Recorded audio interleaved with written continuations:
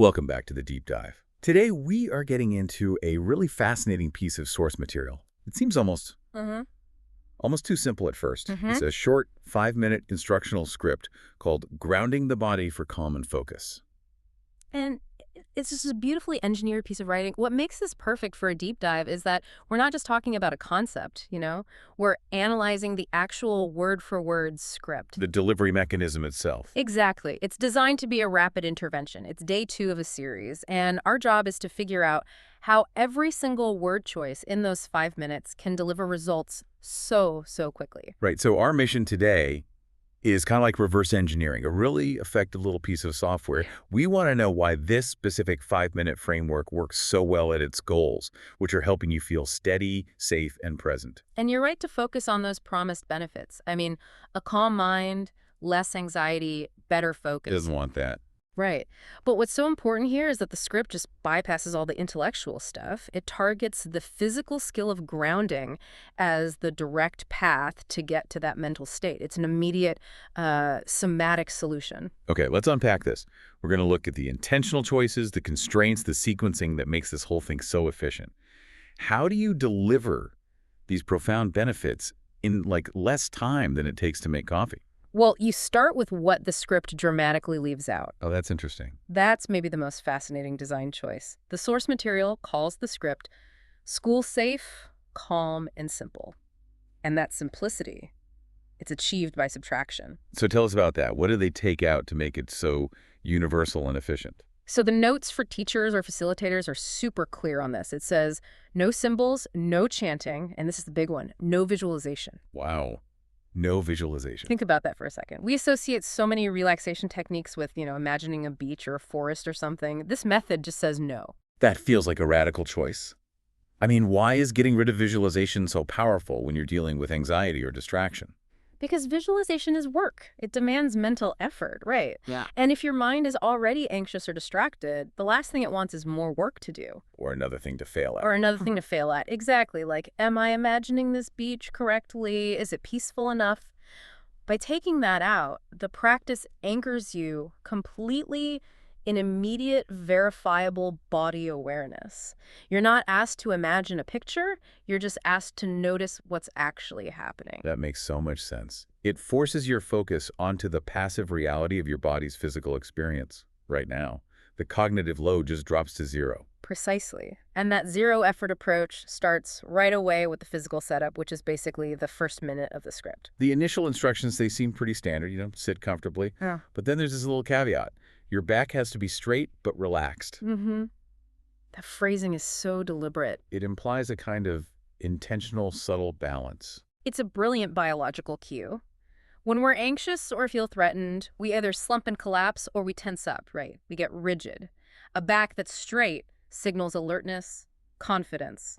But a back that's relaxed signals safety. So you get alertness without the defensive tension. That's it. It's the physical foundation for the calm mind they're trying to build.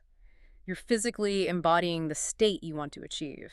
So it's not just about comfort. It's about sending a message to your nervous system. Mm. You're safe, but you're also ready. Absolutely. And then you ground the lower half.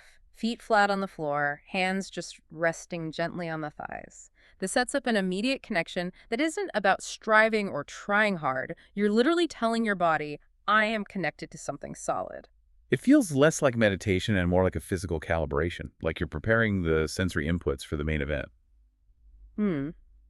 Okay, so now we get into the longest part of the instruction, Yeah. the real core mechanism of the script, and it focuses entirely on the lower body. Mm-hmm. So why? Why spend so much of these precious 5 minutes just on the feet? Why not go straight to, say, the breath? It's like a cognitive ladder. When your mind is just racing, you need an anchor that's really stable, something distant from the emotional centers in your chest and your head, and something that's undeniably real. The feet are perfect. They're the furthest point from the chaos. Farthest point from the chaos, and they're always touching something. They fit the bill perfectly. So the script directs attention gently to the feet. Oh. And the task is very specific. Feel the contact and notice the pressure where your feet meet the ground. The wording is so key. Pressure. That is an undeniable sensation. You don't have to imagine it. It's just there. It's gravity. So by focusing on pressure, you're focusing on immediate factual sensory data that your brain can't really argue with. And I love that the script explicitly says right here, you don't need to imagine anything. That feels so powerful for the person doing it. It's like giving you permission to fail at meditation because the only way to succeed is to just pay attention to a fact. It removes that whole subjective barrier. You can't really mess up noticing gravity, can you? And once the feet are anchored, the focus starts to move up the body, but it stays grounded. That transition is from the specific points of contact to a more general quality, the weight of the legs resting. Yeah, it's an accumulation of awareness. You go from this really specific tactical input pressure to acknowledging this broader physical reality, which is weight. It stops the focus from getting too narrow or, obsessive. You're building up a stable sense of physical presence piece by piece. Which leads right into the next phase, full body grounding. The focus expands from the lower half to the entire body's relationship with whatever it's sitting on. In this section, it shifts the dynamic completely. Before, the instructions were about actively noticing. This part is about receiving. Receiving. Yeah. The goal is to feel how the chair or ground is supporting the body. This is a really profound moment in the script's design. So why is that shift from active noticing to passive receiving so important for getting someone out of a restless or anxious state? Well, anxiety at its core is a feeling that you have to hold yourself together. You have to be ready to act or to defend yourself. The instruction, just allow your body to be supported, is a biological and a psychological release. It's the moment you consciously let something else handle stability. You realize you don't have to do all the work. The chair, the ground, it's doing the physics for you. So recognizing that external passive support is what allows us to let go of that defensive posture. It's like the script is physically proving the idea of safety by just showing you that you are in fact being held up. It is, and that lets the mind relax its constant scanning for threats. It's just an incredibly efficient way to use language to communicate a state of security. So once that foundation is set, the supported, relaxed alertness, the script asks for something that sounds easy but is actually pretty hard. A full minute of quiet stillness. All the detailed instructions just fall away. It simplifies dramatically. This is the real practice time, and it shows you the genius of the pacing. You spend 3.5 minutes building the skill and only 1 minute actually using it in quiet. The internal mantra becomes so simple. Feel your feet. Feel your body. It's the moment you test the connection you just built. But of course, the mind doesn't always cooperate. Yeah. And the script is amazing at managing expectations around that.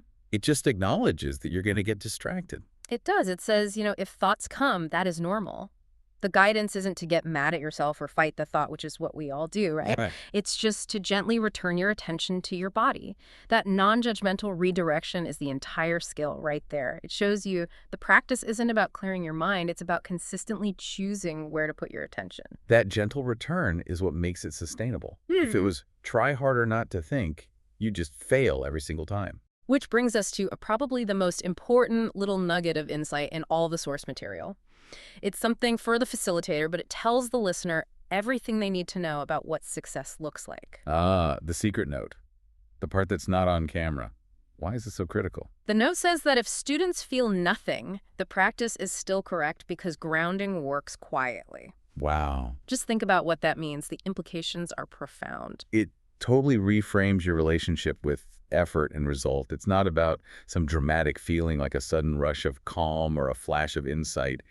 It's about the quiet, subtle downregulating of the nervous system. Exactly. If you're someone who overthinks things, you measure success by loud, immediate feedback. If you don't feel a huge change, you think you failed. This instruction basically says, don't worry. The physiological process is happening, even if it's below the level of conscious feeling. It gives you permission to trust the process, whether you have a wow moment or not. So just committing to the structure is the success, not the feeling you get from it. That's a huge confidence booster for anyone trying to work on focus or calm. It frees you from judging yourself. So as we look at the last minute, the closing part, we have to talk about the overall efficiency. What is this structured 5-minute download really giving you, the listener, that a longer session might not? It's giving you immediate, actionable self-regulation. The script says it plainly. This practice can be done anytime you feel restless, anxious, or distracted. The power is in its utility and its brevity. You don't need special equipment. No, you don't need to change your clothes or find a silent room or download an app. You just need 5 minutes in a chair or the floor. So the efficiency for the listener is that the knowledge you gain is physical, It's somatic, not just intellectual. You don't learn about focus, you physically practice it using sensations you can't deny. Mm-hmm. Those anchor points, pressure, weight, support, they're always there. They're always available. And they bypass all the internal noise that trying to think your way to calm requires. Right. By focusing on physical facts, the script avoids the common pitfall of techniques that just require too much mental heavy lifting. Yeah. It feels like a beautifully engineered response to the reality of modern life, Mm. information overload, emotional turbulence, and the whole thing is delivered in this minimalist package. It really is. It's the ultimate cognitive shortcut. When your mind is racing, you don't have to join the race. You just have to feel the floor. It's a pragmatic toolkit for an immediate course correction. Mm. So we took a 5-minute script and managed to pull out all these lessons on instructional design, psychological efficiency, and the strategic power of subtraction. It's really a powerful testament to the idea that sometimes less structure actually gives you more focus. Indeed. And it offers a fascinating final thought for you to take away from this deep dive. If the core message here is that this practice works even if we feel nothing, that we have to trust that grounding works quietly, it raises a much bigger question, one that goes way beyond a 5-minute exercise. How can we learn to trust the quiet internal processes that support our sense of calm and safety? I mean, those processes that are always operating below the level of immediate sensory feedback, ensuring we're stable even when we aren't dramatically aware of them. A profound thought to anchor your day. Thank you for joining us for this deep dive. We'll see you next time.